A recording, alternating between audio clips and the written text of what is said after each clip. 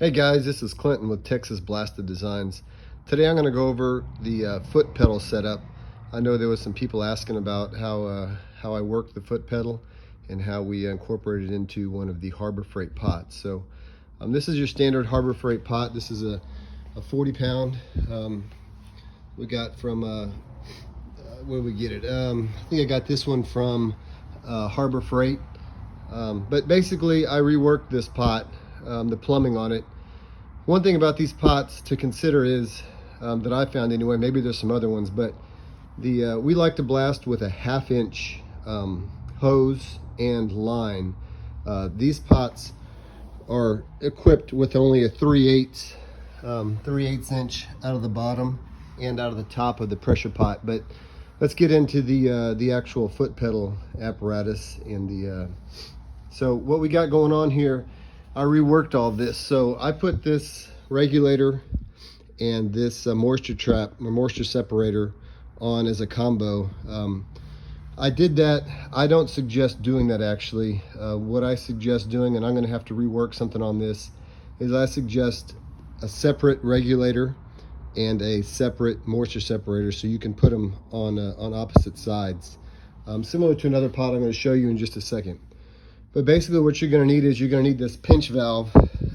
I got it from a company called Richway, and I got this little T, a 1/2 inch T, a galvanized or a steel that I put right here. So basically off the 3/8 I got a connector to come up to a 1/2 inch.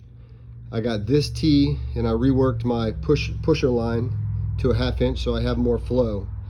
I'm going into the pot and actually into the pot's coming up here, but going down into my sandblast line is coming through there. So we worked all this to 1/2 inch. So originally, one thing to think about is I had this T, and this is where your hose is going to come out of to feed down to your foot pedal. Actually, to feed down to your the valve. They're going to need to be two separate lines that come out and come over to the foot pedal. So I reworked this down here to a 1/2 inch as well, and I put a ball valve on there instead of what it came with originally, which I don't like. But put the ball valve on. I do like this setup a little better than what came with it originally. So put a 1/2 inch connector here, 1/2 inch here to the Richway coming in there. I had to get this little adapter right here, which allows this right here, and push down on that and it comes out. I'm not sure I'm gonna be able to do it with my hands here, but there you go, it comes out, and that's gonna activate the pinch valve. So on the other side of the pinch valve is another 1/2 inch, and I come out that 1/2 inch and go straight into the cabinet here. So this hose I got just off Amazon, I think, and then it comes around. So basically when you're coming in right here, this is the pressure difference. Now originally I had this set up to where this part was on this side. So both of these were on this side of the regulator. That will not work because I guess it has to do with the amount of pressure coming through. So you're going to want, at least on, as far as not the separator, but the regulator, you need this portion on the outside. The flow's coming this way on this side of the regulator. You really want the moisture separator on this side, the inside, air inside of this line, to keep moisture from coming down through here. Again, I'm gonna have to put another moisture separator over here to keep that from happening. I do have a moisture separator at my compressor, but it's not quite enough. There's basically condensation builds up between the compressor and here, which causes some moisture to come down here. So I'm going to put another separator over here, similar to the other pot I'm going to show you in a second. But anyway, that's what you need. You need this little connector right here. So this is a 1/2 inch. I got a 1/2 inch kind of a different connector, and this is a 1/4 inch. So it's got a 1/4 inch female, male right here to a female. So this needs to be 1/2 inch male, 1/2 inch female, 1/4 inch, and that's gonna have a 1/4 inch female inside there. Remember, this needs to be outside, air inside of the actual regulator, but you like a separator on the other side. And that's gonna allow you to be able to as you get pressurized, step on the foot pedal, you'll get air, no air, air, no air type situation. When you do that, you will not need a ball valve.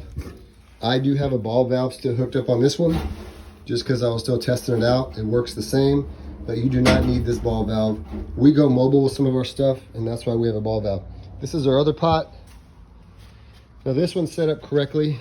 This is a moisture separator, a much better moisture separator, which is really what you need if you're gonna get into a lot more blasting. Air coming in, you got the same coming down. You see this pigtail cut off right here. That's so we can bypass this pinch valve. So this one has one too, the bypass. Now if you do that, you're definitely going to need a ball valve or some other kind of dead man on the end of it. This one we do not.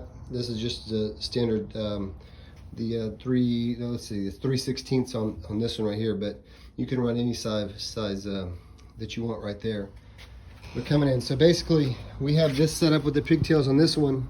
Normally we'd need a dead man or a ball valve. Normally I have the foot pedal set up over here. I do this just for demonstration purposes. And you can see where, same thing here, you can take those out, put that other hose inside of here and come through. It does matter which way you hook up these lines coming in. If you have them backwards, you'll know. I have mine marked, so I know which one goes to this pinch valve and which one goes up here. If you have them backwards, you'll know, because whenever you step on your foot pedal, it's not going to work, and you're going to get some air that's going to blast out of here. But basically, that's what we got going on. If anybody has any questions, be sure to let us know. Everybody has different applications. This works great for us. We do some smaller stone engraving, and then we do larger projects, but we do go mobile quite a bit. But you get the idea of what's going on. We do some headstones and other stuff like that. So if anybody has any questions, let me know, and I'll answer the best I can. Thank you.